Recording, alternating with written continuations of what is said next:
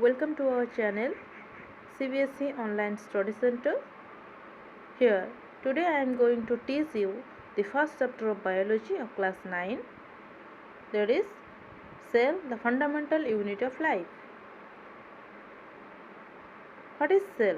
Before starting the chapter, we must know what is cell. Then we should know about many things, how it is the fundamental unit of life and why we called it the fundamental unit of life.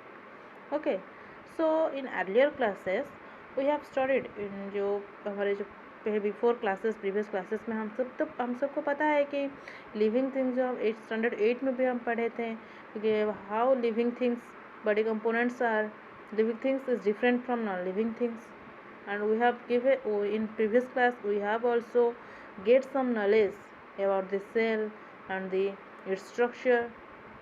ठीक है, तो इस chapter में हम उसको थोड़ा ज़्यादा पढ़ेंगे क्लास 9 में, जो हम क्लास 8 में पढ़े थे उसी को रिलेट करके ही हम आगे बढ़ेंगे.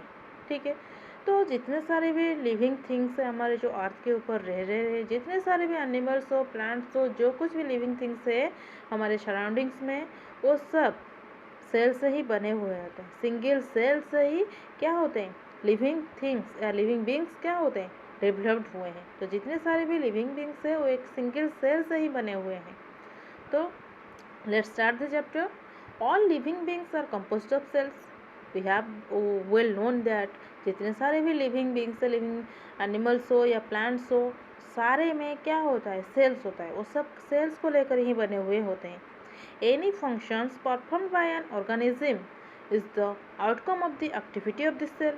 तो जितने सारे भी फंक्शंस हमारे बॉडी में हो रहा है या कोई भी लिविंग ऑर्गेनिज्म जितने सारे भी एक्टिविटीज़ कर रहा है, वो किसका आउटकम है, वो किसका रिजल्ट है, सेल का रिजल्ट है. जो सेल उसके बॉडी में जो सेल्स होते हैं उसी के फंक्शन के थ्रू ही, उसके एक्टिविटीज़ के थ्रू ही हम अपना काम कर पा रहे हैं, हम हमारा एक्टिविटीज़ कर पा रहे हैं. विदाउट तो cells tissues we can not survive, we cannot do any work.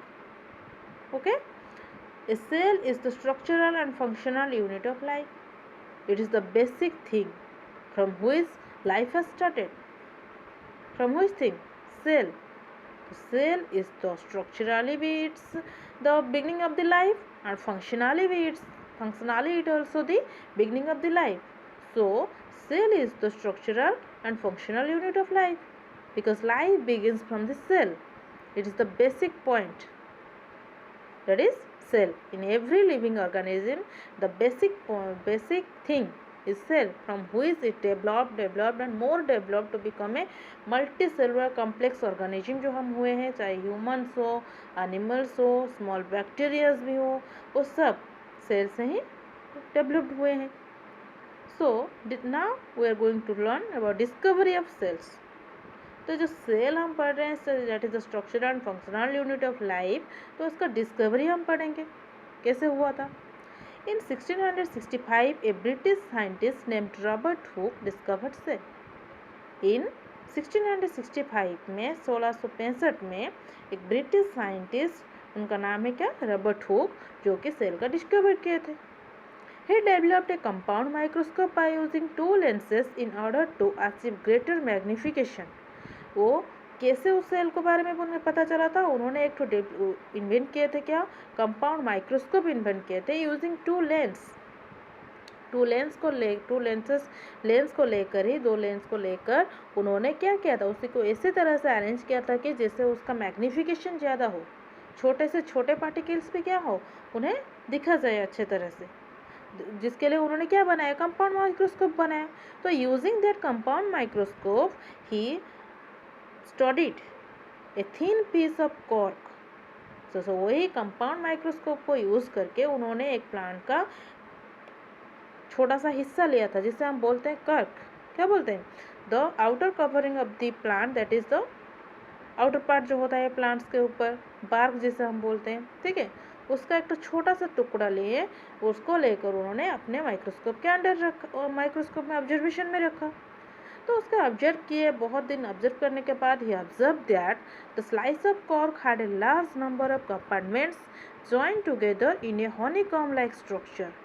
तो जब उन्होंने वो कर्क स्लाइस को अपने माइक्रोस्कोप के अंडर स्टडी किया तो उन्होंने वहाँ पे क्या क्या देखा, उन्होंने क्या ऑब्जर्व किया उसमें कि बहुत सारे कंपोनेंट्स कंपार्टमेंट्स छोटे छोटे रूम्स होकर ज्वाइन हुए हैं, एक ज्वाइन होकर ही वो पूरा कर्क बनाए हैं। ठीक है, तो वो जो कंपार्टमेंट्स होता था या छोटा छोटा रूम होता था वो कैसा देखने में कैसा था, देखे होगा तुम हनीकॉम्ब, मधुमक्खी का उसका जो घर होता है जैसा, हाइव बी हाइव जो होता है उसी का स्ट्रक्चर जैसा था। ये जो कार्क में भी वो कंपार्टमेंट्स ज्वाइन होकर उसी का स्ट्रक्चर भी उसी तरह बना हुआ था। He named this compartments as cell. So जो छोटे छोटे रूम्स होकर छोटे छोटे कंपार्टमेंट्स हुए उन्हें बोले वो cell. This was for the first time to be observed that living things consist of separate units called cells. तो ये जो उन्होंने जो इन्वेंट डिस्कवर किया था सेल के बारे में, that was the first thing. Before him, none of any person have know that the living organism is consist of small units, that is cell.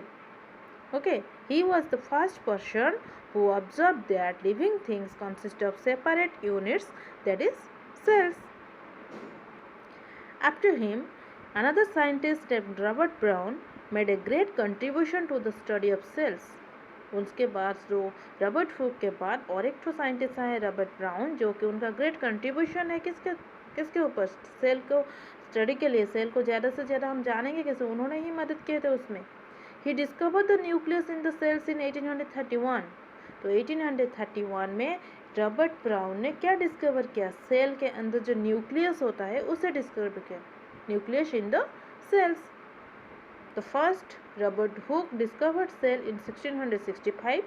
Then Robert Brown discovered nucleus in the cell in 1831. Another scientist, that is Perkins, in 1839 coined the term protoplasm for the fluid substance of the cell. तो cell में जो fluid semi fluid substance होते हैं cell के अंदर, उसको नाम दिए प्रोटोप्लाज्म। किसने दिए थे, परकिंस ने दिए थे। इन 1839 में उन्होंने दिए थे। Two biologist Matthias Schleiden and Theodor Schwann were the first to claim that all the plant and animal kingdoms are composed of cells and this cell is the basic unit of life.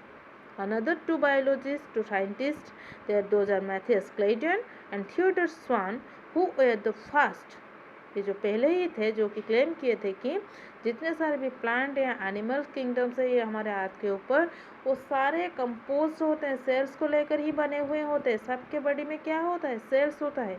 And the cell in the basic unit of life, और वही जो उनके compose cell को लेकर ही वो जो animals या plants बने होते हैं, दो आर द बेसिक यूनिट्स, उसी से ही वो डेवलप होकर मल्टी कम्प्लेक्स ऑर्गेनिजम्स बने हुए हैं। With the discovery of electron microscope, it became possible to observe and understand the complex structure of the cell and its organelles. फिर उसके बाद क्या हुआ, जब इलेक्ट्रॉन माइक्रोस्कोप का डिस्कवरी हुआ तो उसका मैग्नीफिकेशन भी ज़्यादा हुआ। उस समय जो माइक्रोस्कोप यूज़ किया गया था उससे ज़्यादा 270 times more magnification in electron microscope, जिससे ये पॉसिबल हुआ, ये संभव हुआ कि to observe and understand the complex structure of the cell and its organelles. तो सेल का जो कॉम्प्लेक्स स्ट्रक्चर है उसके अंदर क्या है, सेल हमें तो रूम मिल गया, रूम के अंदर क्या क्या चीज़ पड़ा हुआ है, जैसे हमारे रूम बेडरूम एक तो लो, उसमें क्या है, बहुत सारे थिंग्स हुए हैं कि थिंग्स है, स्पेसेस भी है। तो उसी तरह सेल्स के अंदर में भी जो स्पेस थे उसमें कुछ ना कुछ तो एलिमेंट्स रहे होंगे, तो वो सब जानना संभव हुआ because of this electron microscope. Okay, तो जो भी आज हम सब पढ़ रहे हैं सेल के बारे में, that is possible because of electron microscope. If electron microscope was not invented then nothing is, we cannot know anything about the cell. Okay, so that was the discovery of the cell we have studied. Now we will go to the next part, that is cell theory. The cell theory was proposed by Matthias Claydon and Theodor Swan. ये जो cell theory है इसे किसने propose किए थे, इसके बारे में किसने बोले थे, Matthias Schleiden and Theodor Schwann was propose the theory, that is cell theory. तो उसमें वो कुछ पॉइंट्स निकाले थे जो सेल थ्योरी में, वो बेसिक पॉइंट्स देखो। All living organisms are composed of cells. जितने सारे भी लिविंग ऑर्गेनिजम्स हैं आपके ऊपर, सारे में क्या होते, किससे किससे बने हुए होते हो, सेल से बने हुए थे। Cell is the basic structural and functional unit of living beings, जो हम पहले भी पढ़ के आ रहे हैं। Which is the structural basic structural and functional unit of living beings, that is the cell, जिससे every living beings are composed.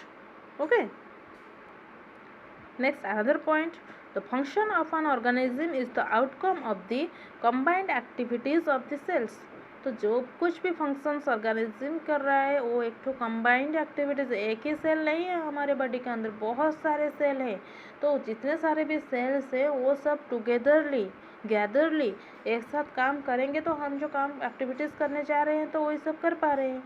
तो जितने सारे भी बॉडी में हमारे सेल्स होता है, they work combinedly and then an organism also function accordingly. Later in 1855, Rudolf Virchow added the phrase ominocellular e cellula। In 1855 scientist Rudolf Virchow एक phrase add किए थे, that is ominocellular e cellula in the cell theory, which means that all cells arise from pre-existing cells। तो जो Robert Virchow ने जो एक 1855 में एक फ्रेज दिए थे ओमिनोसेलुला ई सेलुला, इसका मतलब क्या है वो फ्रेज का, that cells are arise from pre existing cells. जितने सारे भी सेल्स हैं जो एक से बने होकर बहुत सारे सेल्स हो रहे हैं हम, ये सब कैसे हो रहे हैं, एक तो प्री एग्जिस्टिंग सेल्स, पहले से एक तो सेल वो डिवाइड हो कर ही क्या होता है, एक कॉम्प्लेक्स ऑर्गेनिज्म में कन्वर्ट होता है। तो पहले से सेल था वो डिवाइड होकर ही क्या हुआ, और एक सेल हुआ। तो जो पहले से ही सेल से ही दूसरा सेल्स बनते हैं, सेल डिवीजन से ही क्या होता है, ऑर्गेनिज्म का डेवलपमेंट होता है। Okay, thank you.